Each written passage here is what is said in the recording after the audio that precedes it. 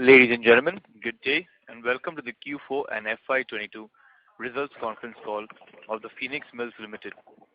As a reminder, all participant lines will be in the listen-only mode and there will be an opportunity for you to ask questions after the presentation concludes.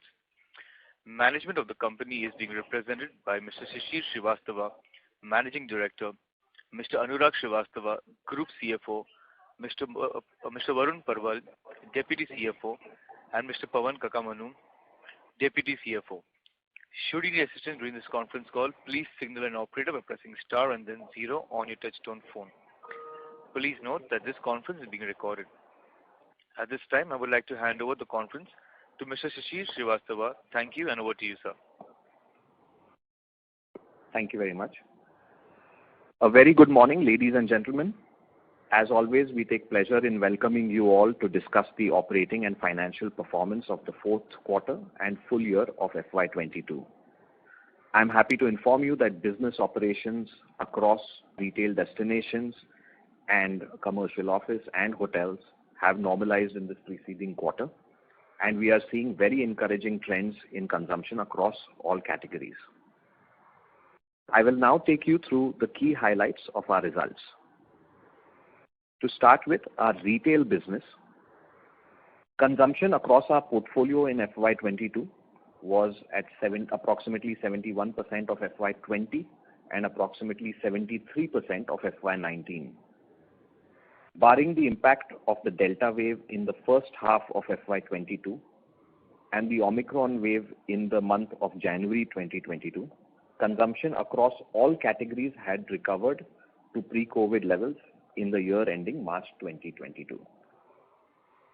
We have seen a strong recovery in consumption growth in the second half of FY22.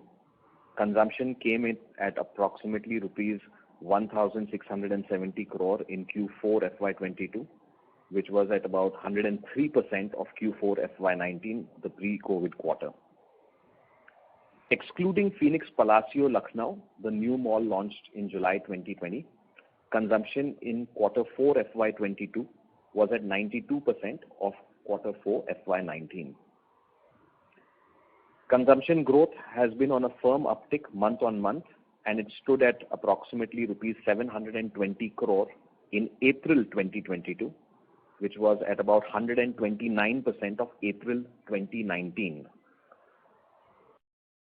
We have further seen very strong trajectory in the first 3 weeks of May 2022, and the consumption across our portfolio is up over 25% when compared to the period of May 2019.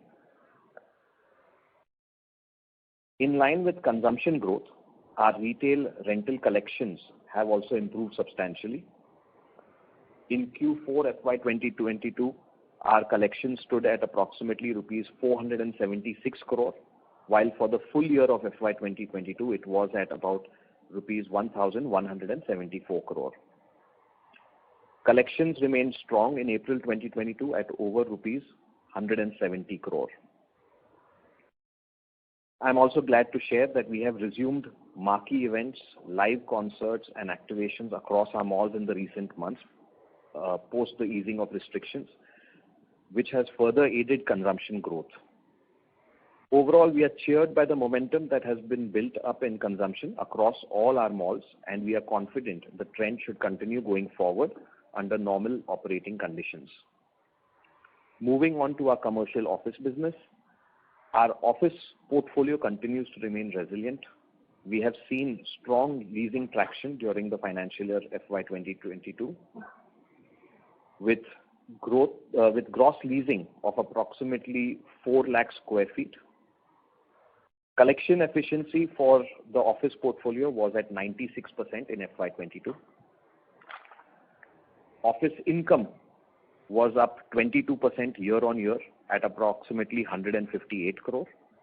The office segment has benefited from rental contribution from Fountainhead Tower 2 at Pune in FY22 as well. The leasing momentum has continued in FY23 with gross leasing of over 120,000 square feet during the months of April and May. Our hotels business has shown strong improvement on the back of higher occupancies, social events and food and beverage consumption. Revenue for March-April 2022 is 4% higher than revenue for the pre-COVID period comparable period of March-April 2019. In quarter 4 FY22, we witnessed gradual improvement in average room rates and occupancy levels, which have breached pre-COVID levels, despite the transient impact of the Omicron wave in January 22.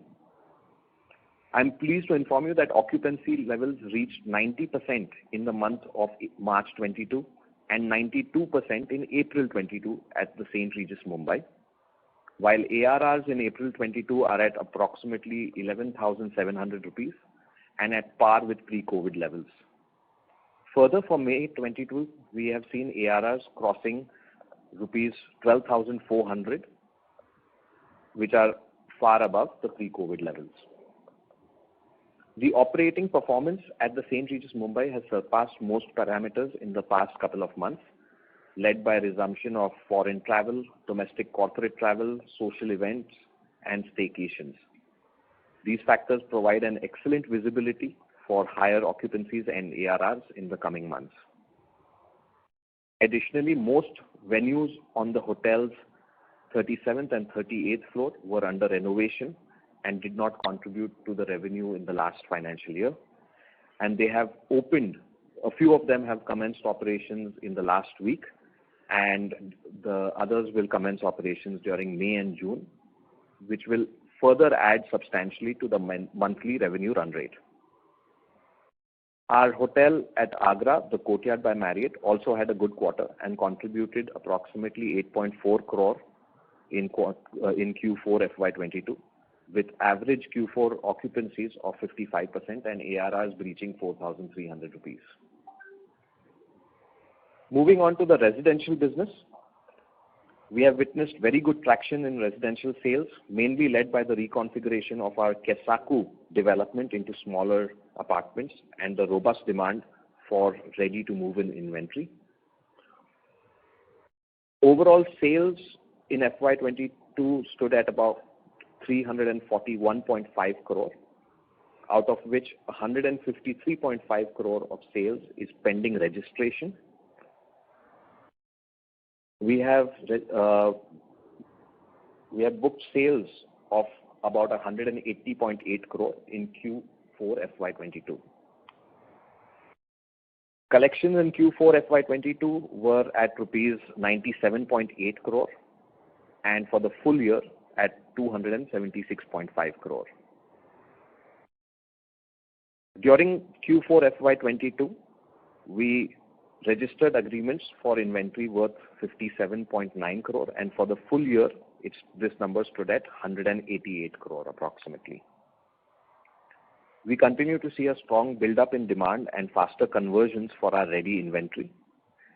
We are stepping up our efforts to sell inventory by attractive subvention schemes for the entire development, special offers on ready-to-move-in apartments, and digital marketing campaigns to widen the reach of our product. Momentum in sales is expected to continue in the coming quarters as well. Moving on to an update on our under construction projects. Our current pipeline of under construction malls: Phoenix Millennium at Wakad, Pune, Phoenix Citadel in Indore, Mall of Asia at Hebbal in Bangalore, Palladium at Ahmedabad, and the new mall in Kolkata will take our portfolio to approximately 13 million square feet of retail GLA.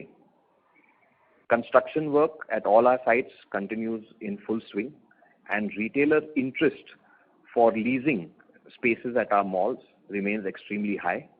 We have seen some fantastic traction on leasing in the quarter gone by. Phoenix Citadel Indore is expected to open around September 22. We have seen approximately 74% of the retail GLA being leased so far. Phoenix Palladium Ahmedabad will also be open to public by mid of FY23, and we have already leased 85% of retail GLA here. Phoenix Mall of the Millennium in Pune and Phoenix Mall of Asia at Hebbal, Bangalore should become operational by the first half of FY24, with Phoenix Mall of Millennium, Pune, currently being leased at approximately 51%, and Mall of Asia is currently leased at approximately 66%. At our flagship property in Lower Parel, for the new development Project Rise, we have received the environmental clearance for the project, and we have awarded the initial shore piling contract. We expect to commence excavation soon. For our Calcutta project, we have received approvals of the building plans in April 22 and expect commencement of work in the coming months. We have already commenced work on expansion of our Mall of Asia development, with Asia Towers construction having commenced. Construction for offices at Wakad, Pune, and at our existing development, Phoenix Market City, Bangalore at Whitefield, will also commence shortly. In the last month, we also concluded a stake purchase from our partner in Classic Mall Development Company, taking our stake up to about 200%.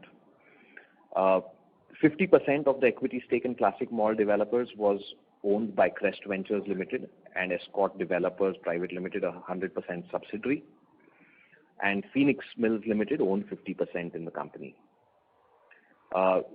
Post this acquisition, Classic Mall is now a wholly owned subsidiary of Phoenix Mills Limited, effective May 5th, 22. For this transaction, Phoenix Mills has paid approximately 936 crore to the sellers to acquire this 50% stake. Crest and its associate companies have repaid ICDs of 251 crore back to Classic Mall.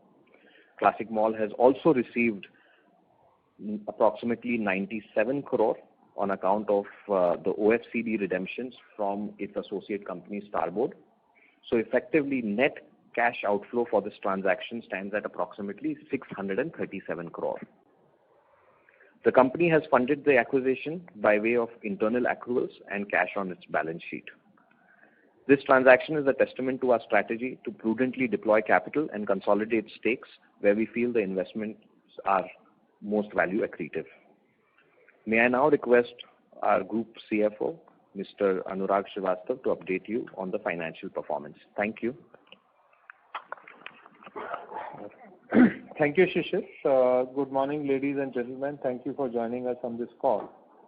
Continuing with the briefing which Shishir gave, I would like to share with you some of the key highlights of our consolidated financial performance.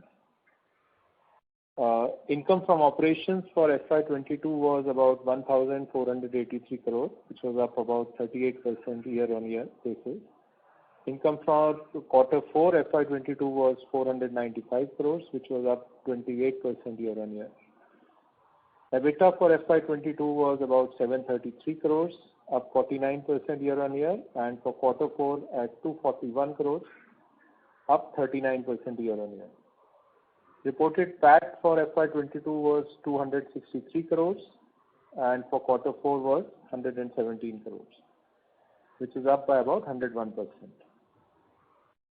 Quarter 4 FY22 retail EBITDA mirrored consumption recovery and came in at about 106% of quarter 4 FY19, which is a pre-COVID quarter, and about 119% of quarter 4 of FY20.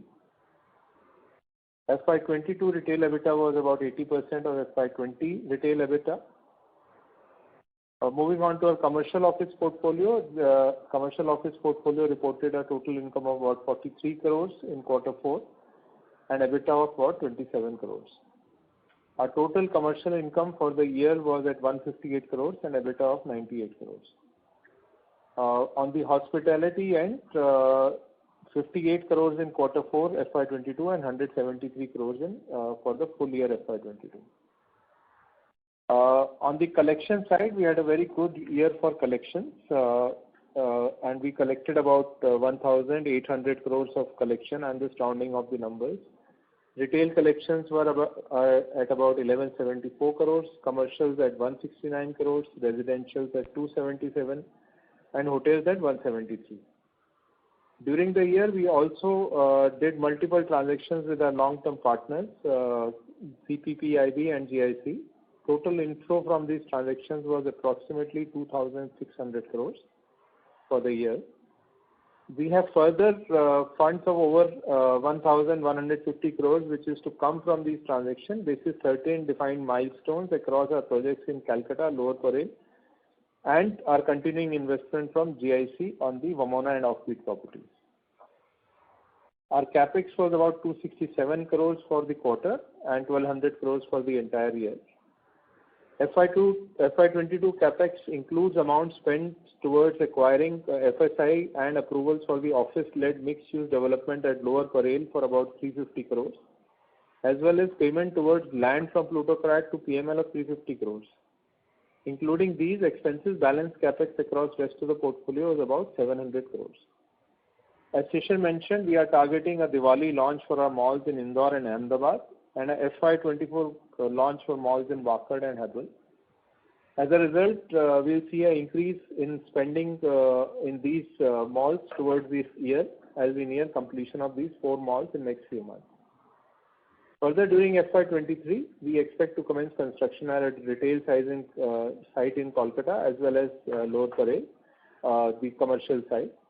We also intend to commence construction of offices on top of our operational malls in Whitefield, Bangalore, as well as under construction malls in Hebbal and Wakad. Therefore, our capex estimate for FY23 is approximately 1,600 crores. We have currently secured additional construction finance lines of 1,000 crores to fund the final leg of completion of our under construction malls at Indore, Wakad and Hebbal. So far, construction of these malls have been funded entirely out of equity, and now for last 6 to 12 months of funding, we'll draw out on some of these construction finance loans to fund the balance construction. Coming to the debt side, our consolidated gross debt stood at 4,380 crores as of 31st March 22, compared to 4,300 crores at the end of quarter 3, which is up by 75 crores. The increase is mainly on account of drawdown of debt towards under construction mall at Ahmedabad and Indore, as mentioned above. Average cost of borrowing is down to about 7.3% from 7.61% in December and 8.17% in last year, March closing. Currently, our lowest cost of borrowing stands at 640, and we have been renewing some of our portfolio at 640 to 675 level. During the year, we have refinanced about 55% of our gross debt and were able to drive significant reduction in interest rates. As overall interest rate in the economy starts to rise, our effort will be to minimize the impact of this on our cost of borrowing. We have potentially another 30% of our debt portfolio which we aim for refinancing during FY23, which could yield us interest rate benefits about 30 bps at a portfolio level and offset a large increase because of the rate increase by the RBI. For our office construction across portfolio and new mall in Kolkata, we'll continue to fund the construction in the initial period by way of equity. On the liquidity side, our liquidity position on 31st March was almost 2,500 crores. This includes 619 crores of unutilized OD accounts. Compared to March 21, our liquidity position is improved by 1,750 crores, while gross debt has reduced by approximately 130 crores during the same period. At a group level, our net debt is about 1,880 crores and PML's share of net debt is 1,253 crores. We are bullish on our business prospects, and with a strong balance sheet and an improved liquidity position like ours, our focus is now to deliver on our under construction projects in time and judiciously deploy our capital to expand our portfolio. With this, we would close our opening remarks and we'll open the call for interactive questions and answer session. Thank you. Thank you. We will now begin the question and answer session. Participants who wish to ask a question may press star and 1 on their touchtone telephone. If you wish to withdraw yourself from the question queue, you may press star and 2. Participants are requested to use handsets while asking a question. Ladies and gentlemen, we'll wait for a moment while the question queue assembles.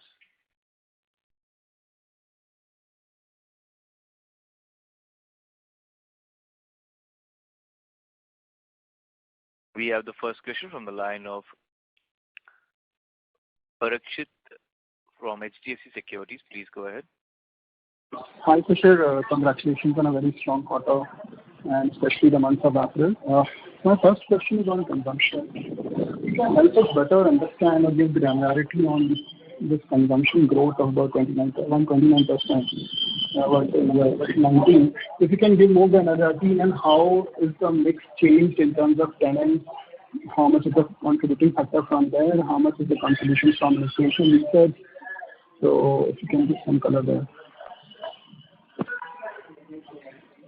Thank you for your question, Parikshit. If I understand correctly, you would like us to break this down on the contribution to the consumption growth coming from inflation. Is that your question? The line is not very clear. Mr. Parikshit, I would request you to kindly go off the speakerphone, as there's a lot of disturbance coming from your background. So I was talking on inflation as well as on the base business side. If there has been any changes in the client mix, then you would have removed some non-performing clients. So the rejig in the entire client portfolio, because what I understand that the trading density is still 10% lower versus trading occupancy versus lease occupancy. Still we are delivering almost 129% of April 19 numbers. So this number looks to be on a higher side. So just wanted a breakup on the change in mix and also the contribution coming from the inflation. So really, we've not seen a change in the brand in the category mix as such. We have seen a churn in brands within categories.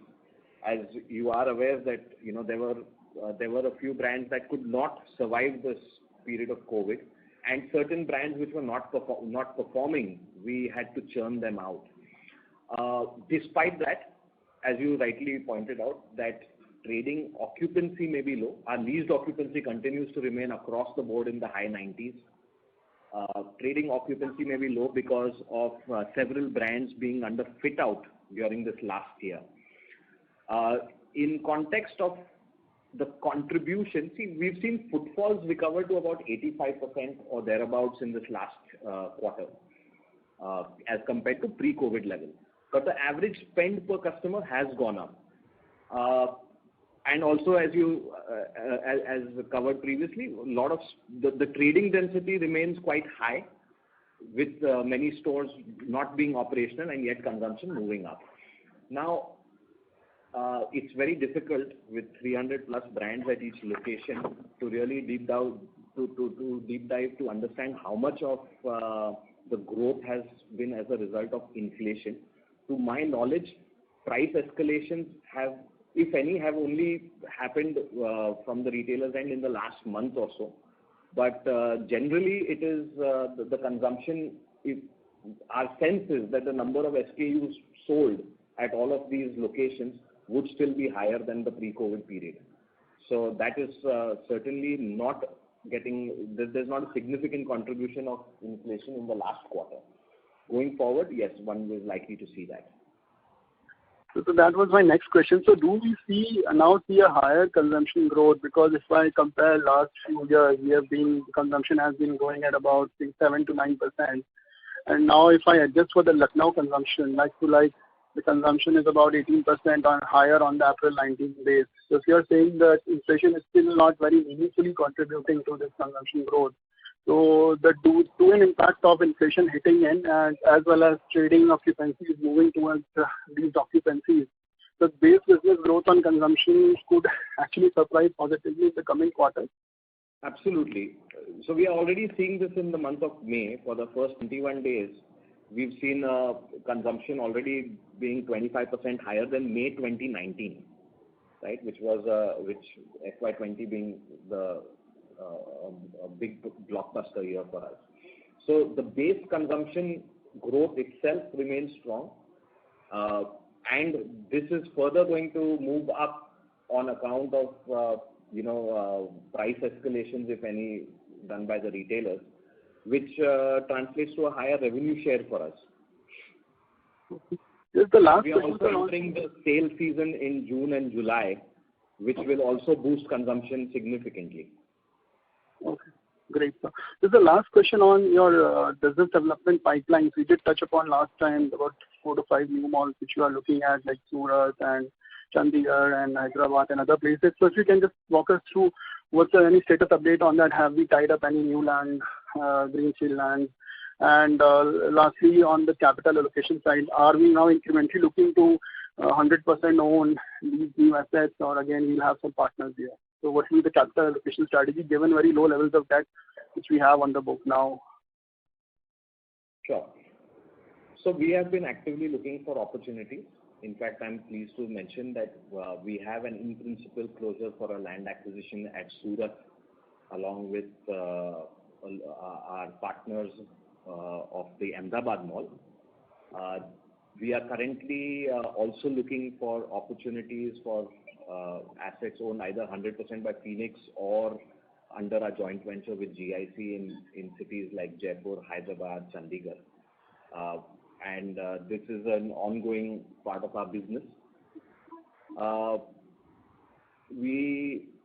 think at every location, one can assume that the mall cost is going to be anywhere between 1,200 to 1,500 crore at an average, and we will be prudent in our capital allocation and not look at high leveraging.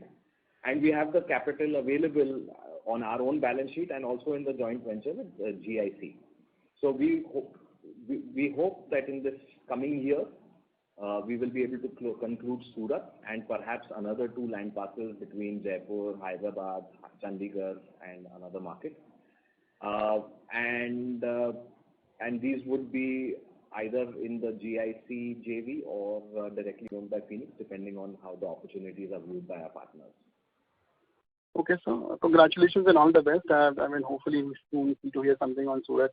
I want to just add on to that one point. We will continue with our current approach in all of these new greenfield projects, where we will look at funding the initial stages of construction through equity and look at construction finance only towards the last 18 months or thereabouts of the project cycle. Okay. Sure, sir. Thank you, Shishir, and all the best to you and your team. Thank you. Thank you very much, Farid. Thank you. We have the next question from the line of Adidev from ICICI Securities. Please go ahead. Good morning, everyone. Thanks for the opportunity. The question is now with this strong consumption growth on life we are seeing. So versus that the 1,000 odd crores of... Mr. Adidev, your voice is not very clear. Would you kindly go off the speakerphone? Yeah. I'm on a hands-free. Is it better now? No, it's not very clear actually. There's some sort of a disturbance that is coming from your handset. 1 second. Better now? Yeah, so I'll just go ahead with my question. So my question was, 1,000 crores plus run rate which is our operation malls. I'm sorry, Mr. Adidev, but we still can't hear you very clearly. Can the management hear Mr. Adidev clearly? No, we cannot. No. Mr. Adidev, I would request you to kindly join back in the queue. Probably reconnect to the call because there's some sort of a disturbance in your line. Is it better now, or can you hear? No, sir. Okay, fine. I'll come back. Sorry. Yeah. We will now take the next question from the line of Kunal Lakhan from CLSA. Please go ahead. Yeah, hi, morning. Thanks for taking my question. My first question was on your Phoenix Palladium. Now, if I look at your consumption at the Phoenix Palladium pre-COVID versus pre-COVID, it's almost at 98%, but your retail EBITDA is at about 85%. And if you look at most other assets, right, your retail EBITDA is in line with the consumption trend compared to pre-COVID levels. Anything peculiar happening here? Sorry, could you repeat the last part of your question again? So for most of your other assets, right, your retail EBITDA as a percentage of your pre-COVID levels is broadly in line with the consumption trend. But in case of Phoenix Palladium, right, it's at your retail EBITDA is at 85% versus your consumption is at 98% of the pre-COVID level in Q4. So what's happening over there? What's the reason for that? So we have quite a few upgrades happening at our Lower Parel asset.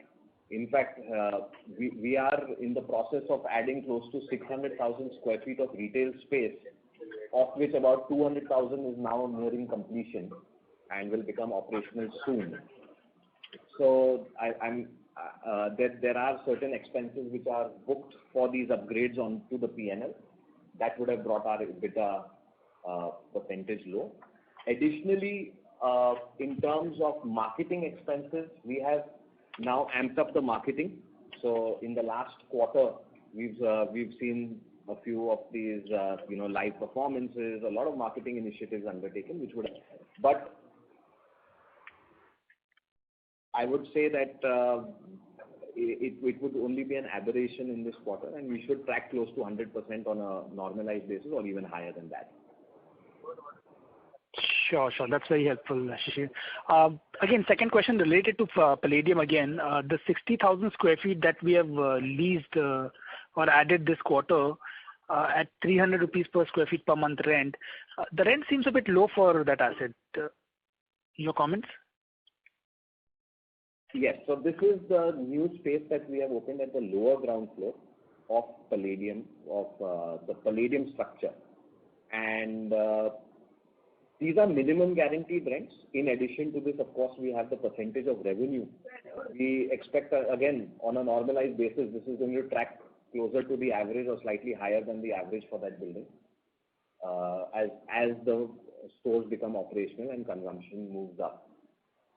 We also have a few anchors which are obviously priced lower than the average for the mall. Sure.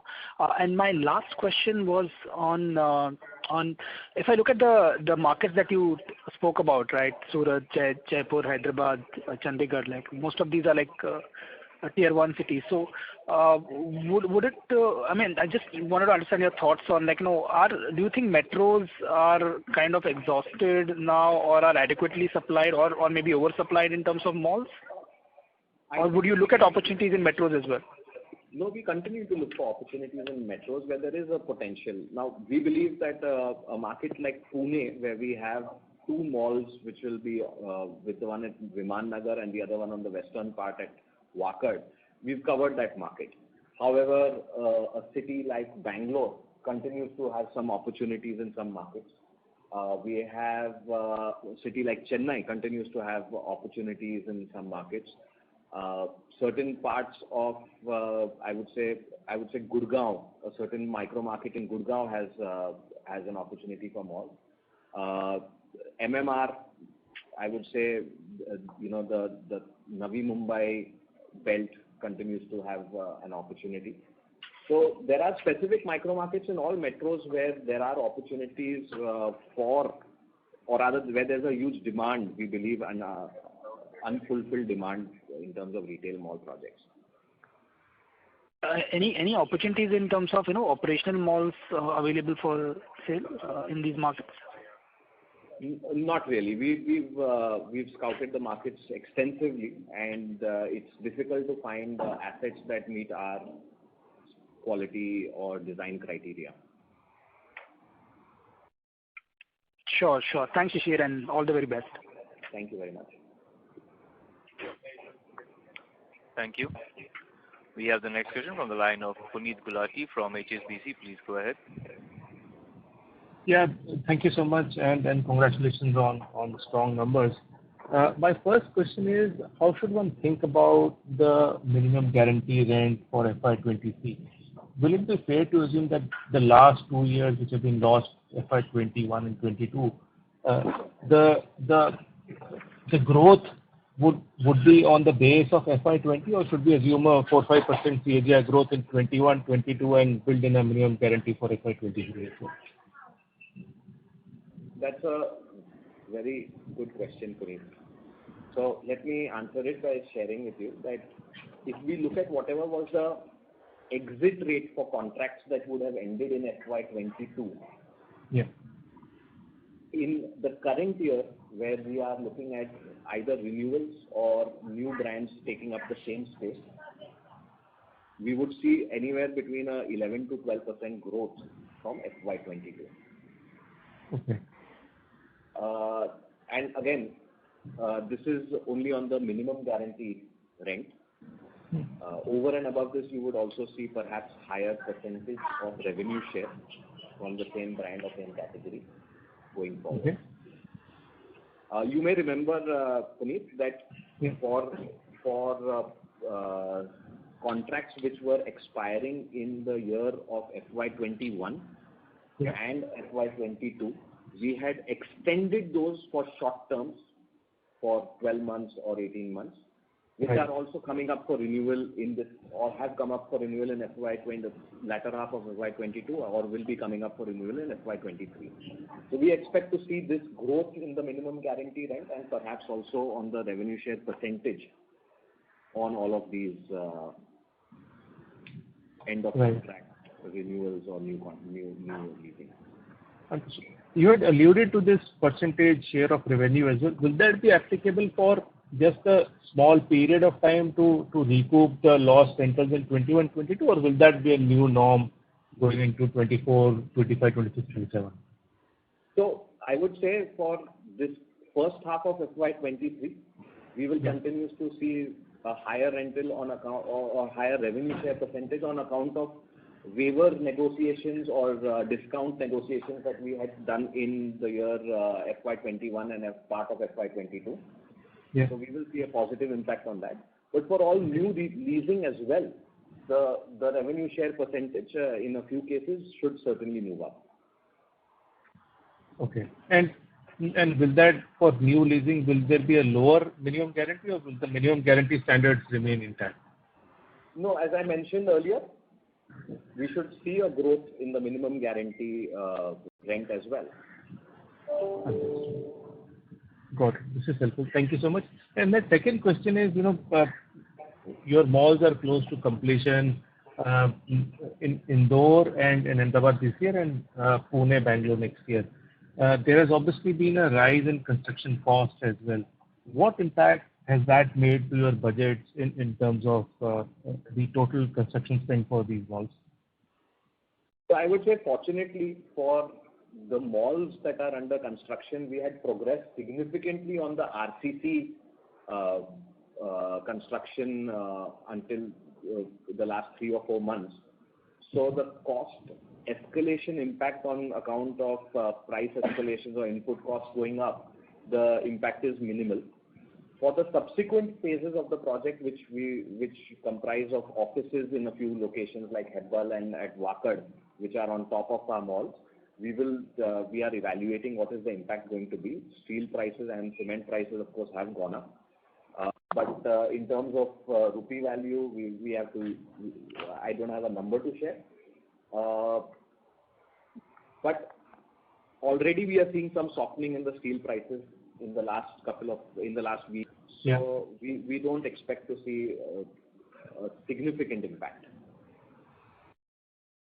Okay. So, but there will be impact on the finished products, right? I mean, the marbles or whatever other. The impact is minimal because all the orders had been placed, even for for elevators, escalators, all the equipment, high side equipment. All the orders had been placed previously, and the pricing is locked. It's only the price escalations that we will see on account of increase in steel prices and cement prices will be for the subsequent phases of the construction, which will take, let's say, another 24 months and all, and we expect the pricing to average out to lower than what it is today. Got it. This is very helpful. My third one is, now that Chennai mall acquisition is completed, it's paid for, when you did the calculation, what kind of cap rate did you assign for purchase of that acquisition for the mall, for the balance 50%? So we looked at what are the FY23 revenue, what is the FY23 NOI potential, Puneet. Yeah. And in fact, we are currently closing out our budgets for the next year. So effectively, this should be in the range of about a 9 cap based on 1 year forward rent. Understood. That's helpful. And lastly, the timeline for completion for Project Rise. We are looking at a FY26 commencement of operations. Perhaps latter half of FY25 for some part of the retail, but FY26 for the offices. Great. And if I can just squeeze one more, on your commercial offices, now that you've started work on a lot of new assets. What kind of demand are you seeing? Has there been any interest for build-to-suit kind of tenants as well? So we are tracking the RFPs in many markets, Puneet. As you're aware, our current portfolio is about 2 million square feet.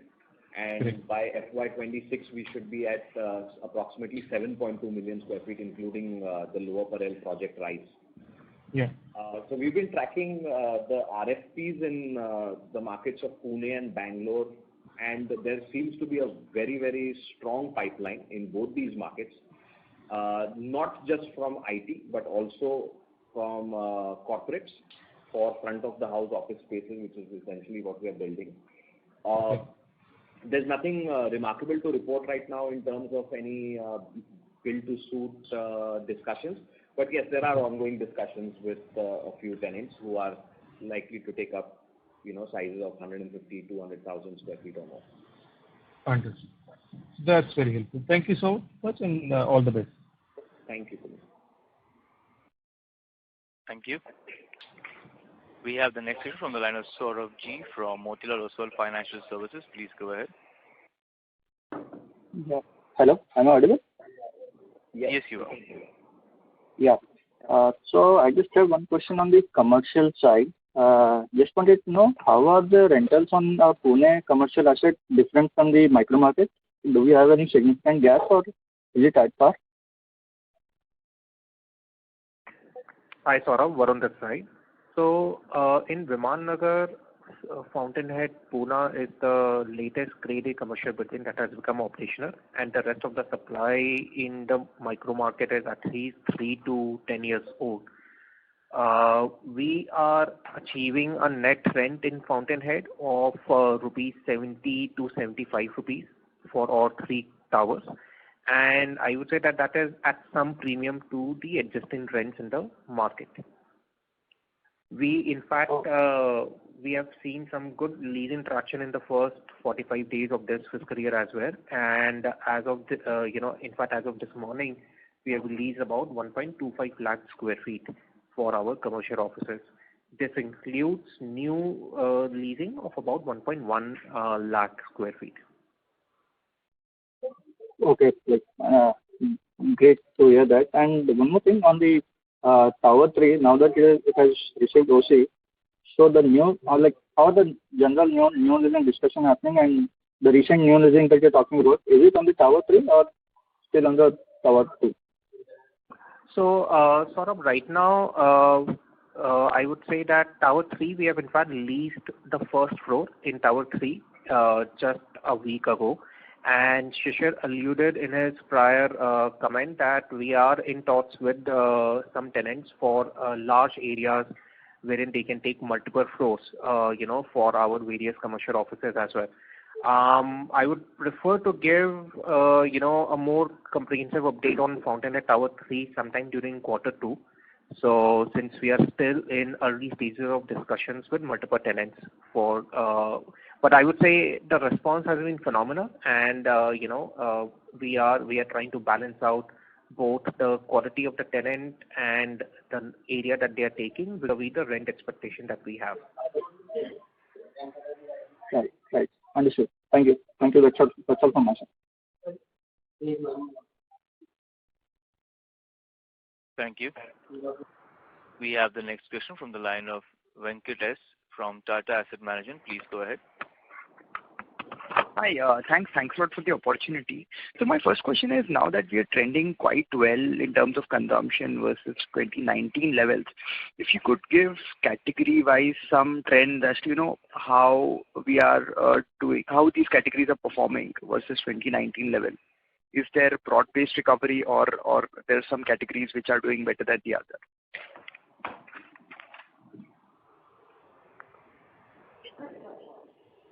So some of this is Anurag here. I think we are seeing a very good traction in terms of jewelry and electronics are the two items which we see along with fashions and accessories. These are in all the three categories which have come up. I think some of the cafes, restaurants, and the movie theaters, etc., are just sort of coming back on track, and the content is being released as the pipeline of content is increasing. So that will come up over a period of time. These are the three categories which I think are doing better than the others. Right. And in terms of recovery, at least in terms of multiplexes, are we there at 100% levels? Yeah, we are there at 100% levels. Okay. Sure. Thanks for that. My second question is with respect to Chennai Mall. So when we look at the other malls, they are meaningfully outperforming this mall, right? So given that even in April, May, whatever numbers you've given, we are above 100% level, but still there's some divergence in the performance versus other malls, right? So just to understand what's really happening there, and if at all we're taking any mitigative measures to improve.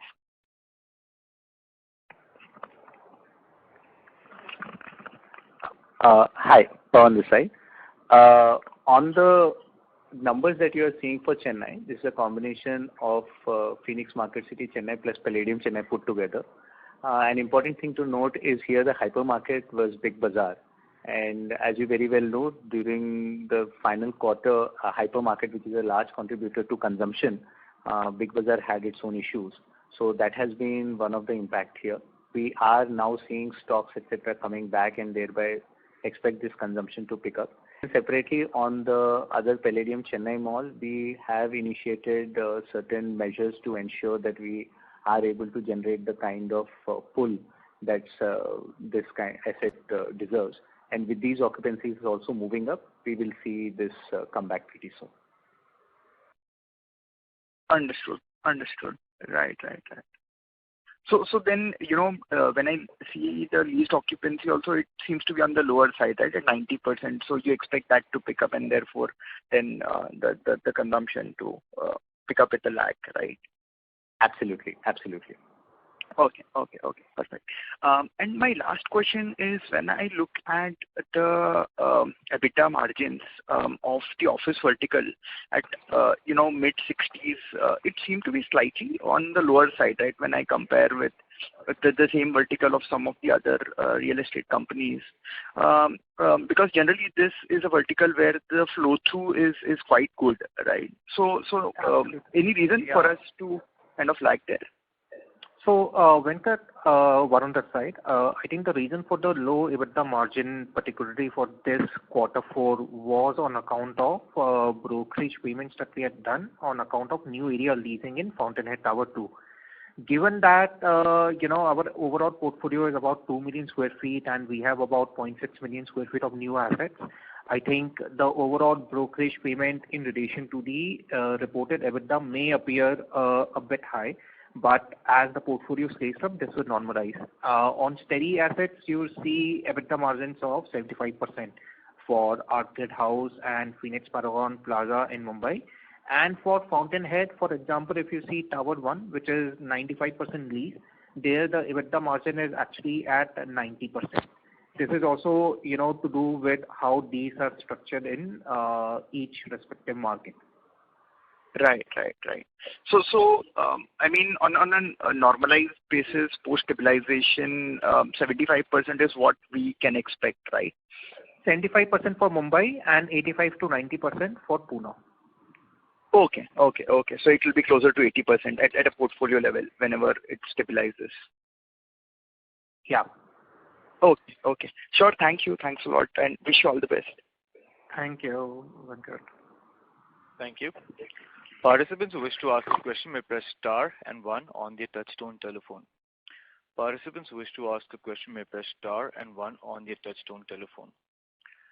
We have the next question from the line of Niket Shah from Motilal Oswal Mutual Fund. Please go ahead. Yeah, thanks for the opportunity. I think most of the questions are answered. I just had one question. If you can talk a bit about the enhanced app and other tech initiatives that you're doing, and how should one think about some of these initiatives contributing to our P&L over the next few years? Thank you for the question, Niket.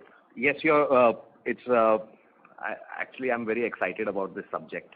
This enhanced app, we have really seen a lot of memberships And these are at different locations, but members can use, the points that they earn across any of our locations.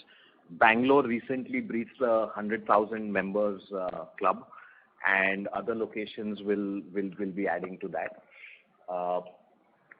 What this is really doing for us, it's giving us a lot of insight into our customer journey within our malls, and it's also helping us curate experiences and shopping and products for them. We have in fact upgraded our digital initiatives across various areas. We have a very, very strong CRM platform that has recently been implemented, which is helping us maximize our reach to our customers.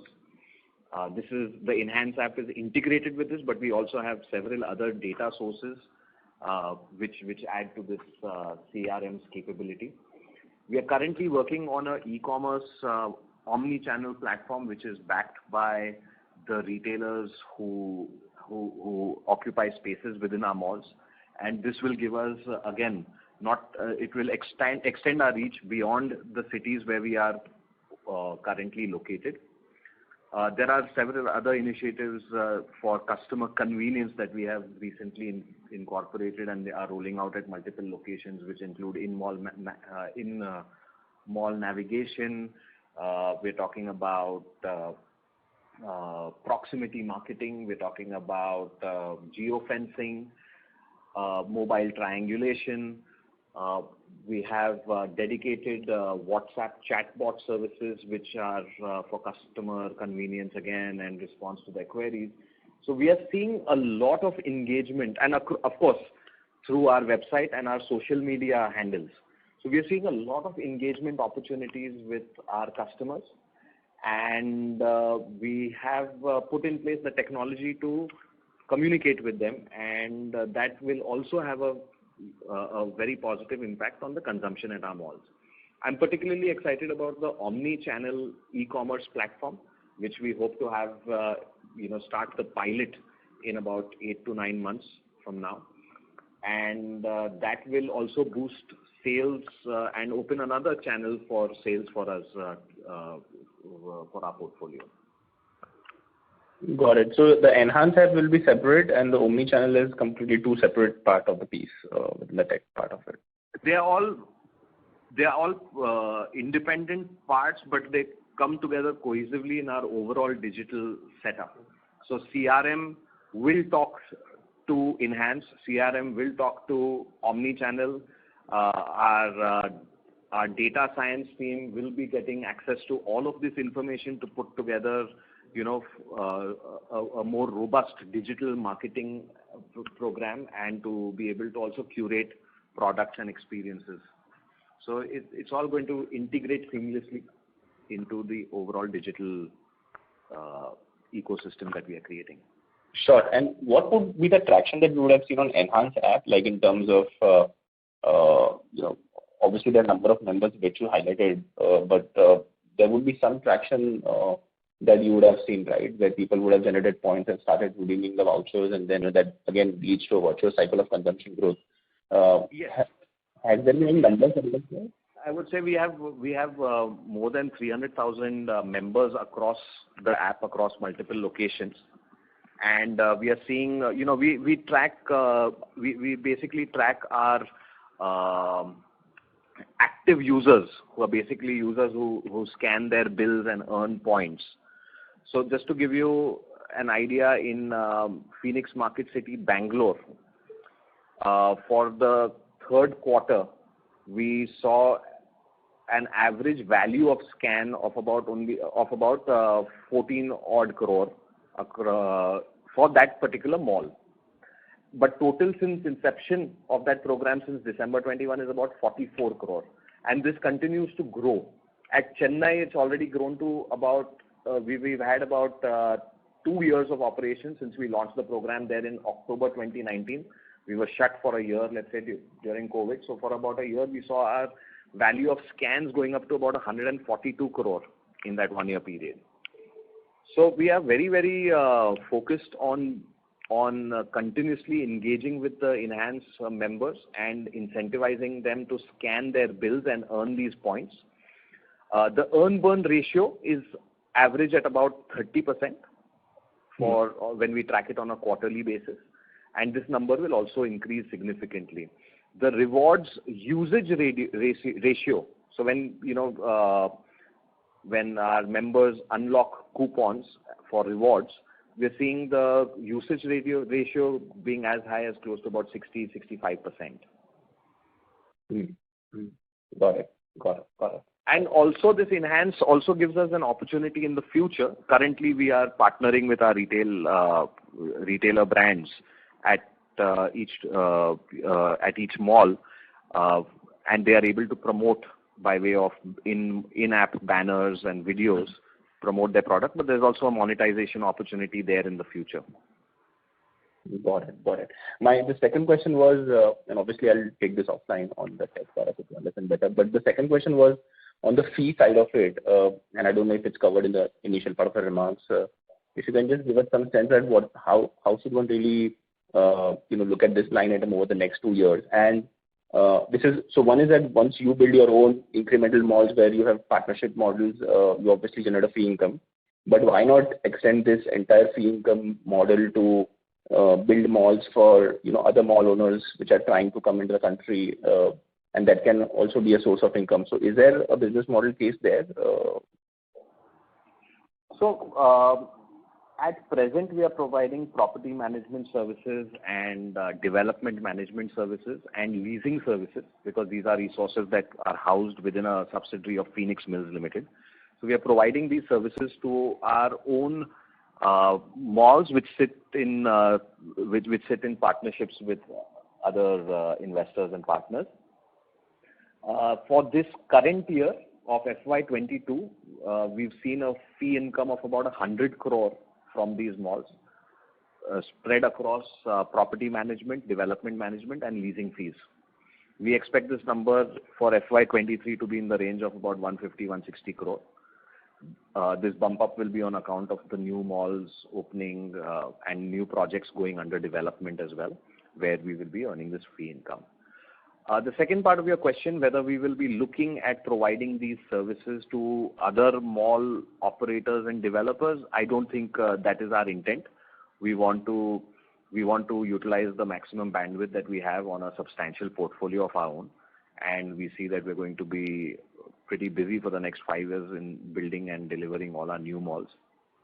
And just to give you an example, our leasing team in the last financial year was able to, across our new malls, not the operational malls, across our new malls, they were able to deliver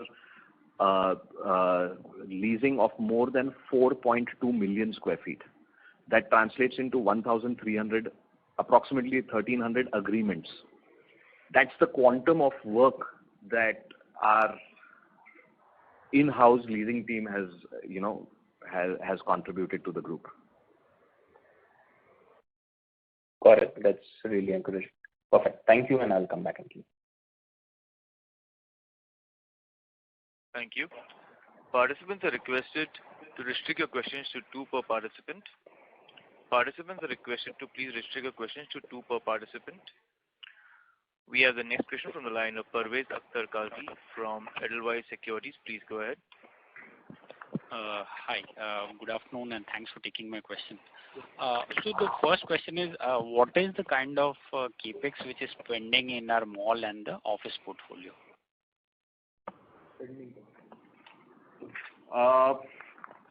Okay, across our mall and office portfolio, which will also include the development at Lower Parel, the latest project is, I think the balance to be spent.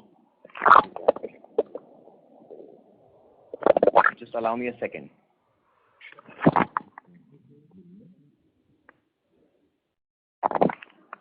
The balance to be spent will be about 7,300. Just allow me 1 second.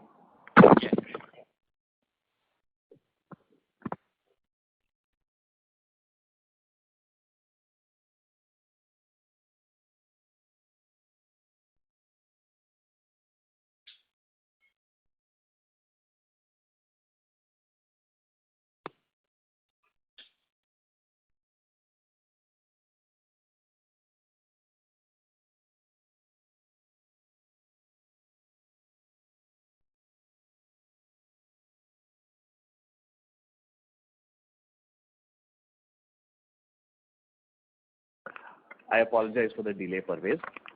We have a balance spend of about 4,600 crore across all the projects that are currently undertaken. This does not include Surat, but excluding Surat, the balance to be spent is about 4,600 crore. But we'll be happy to take this question offline and run you through the details. Sure. And last question is, what is the expected completion timeline for the Calcutta Mall? Kolkata, we expect to have it operational in FY20, latter half of FY26 or early 27. Great. That's it from my side, and all the best for future. Thank you very much.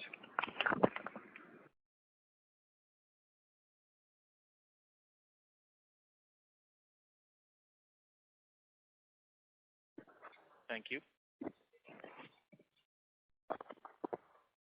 We take the next question from the line of Manish Agarwal from JM Financial. Please go ahead. Yeah, hi. Good afternoon. Two questions from my side. Firstly, the consumption in Phoenix Kurla does not seem to have recovered in the April month. It is at 101%, while the average portfolio is much higher. So any particular reason for that happening? Hi, this is Pawan here. In specific to our Kurla asset, we were able to start our marquee events only from the month of April and May, and that too in the later part of April.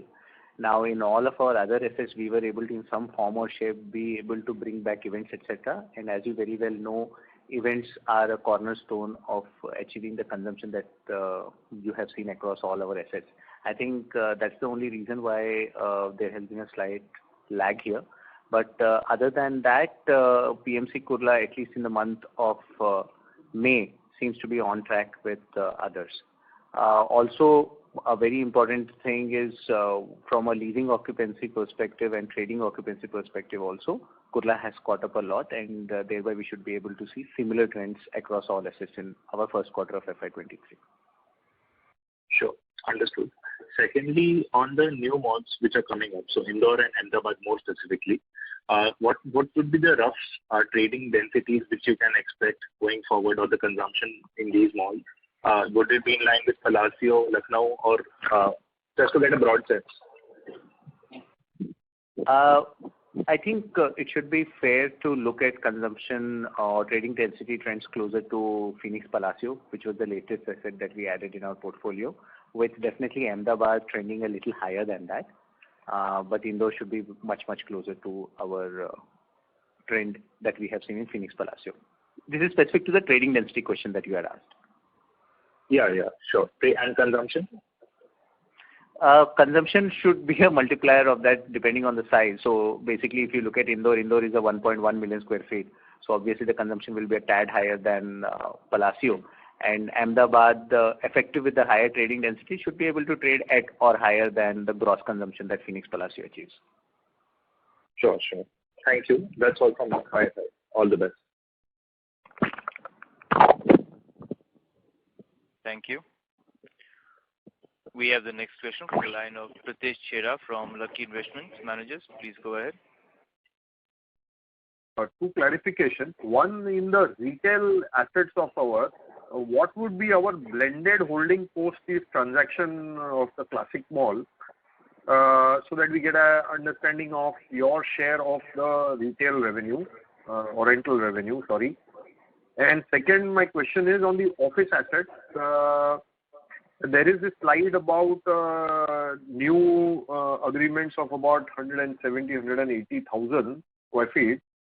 So is it possible for you to give a 180? So is it possible for you to give us a clue in terms of, we have the capacity available, considering the Fountainhead 2, what kind of utilizations we'll see over the next couple of years? I apologize, but can you just repeat your first question again? I want to know our blended holding in the retail rental revenue. No, you're talking about across the portfolio. Yes, of the portfolio. Okay, let me put it like this: that We have in Phoenix Market City, Chennai, which is a 1 million square foot mall, we own 100%. Lower Parel, we own 100% of the existing mall, which is going to be roughly about 1.2 million square feet, excluding Rise. We own 100% of Phoenix Lucknow, Phoenix Palacio Lucknow, and the two smaller malls, Phoenix United at Lucknow and Phoenix United at Bareilly. In the other operational malls, Phoenix Market City, Bangalore, we own 51%. In Phoenix Market City, Mumbai, and Phoenix Market City, Pune, we own about 67%. And we own about 74% today, and we'll be at 67% once the subsequent infusion is concluded by GIC. In the under construction malls, we own 50% across the board. Okay. So the Indore and the Ahmedabad is 50%. Indore is 50%, Ahmedabad is 50%, Mall of Asia, Bangalore, Hebbal is 50%, okay. Phoenix Mall of the Millennium, Pune is 50%, 51%. So from an existing portfolio, Market City Bangalore, Market City Pune, and Market City Mumbai is where you have less than 100% holding. That's about 64 you mentioned, 64, 65%. So blended average would work out to about 86%. Sir, that's of what the overall GLA. I was looking for that simple answer, sir. Okay, and on the office asset side, if you could give us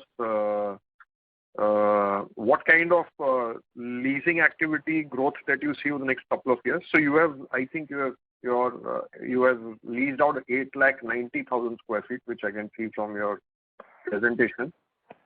This 890 should be what number in the next couple of years? We are expecting, okay, so our operational portfolio today is about 2 million square feet. This includes Fountainhead Tower 3. Yes. Right, and out of this 2 million square feet, currently we are at a leased occupancy of about 1 million square feet. Perfect. And we are expecting this to move up to about 2 million in this current financial year. In this current financial year? Yes. And over and above this, we also expect to do some pre-leasing for the new offices which are under development. We've set out some targets for our team on that. Should be in the region of about anywhere between 600 to 800,000 square feet. Okay. So this million to 2 million, you have the necessary visibility. So it's all because I don't see in your presentation. Usually you have given in your retail assets how much is pre-leased, but you haven't given that in your rental assets, office assets. We have shown what is the area leased. If you go to slide number 44 of our investor presentation. Yeah, I can see the area. Yeah, but from 1 million to 2 million, you haven't mentioned anywhere in the presentation. So that's what I. Yes, because it's a forward-looking statement, and that's our best estimate at this stage. Okay. Okay. Thank you very much, sir. Thank you. Thank you. That was the last question. I now hand the conference over to Mr. Shishir Srivastava for closing comments. Ladies and gentlemen, thank you very much for joining us for our Q4 and full year FY22 investor call. We look forward to interacting with you during this coming quarter and at the next investor call. Thank you very much for your time. Thank you. On behalf of Phoenix Mills Limited, that concludes this conference. Thank you for joining us, and you may now disconnect your line.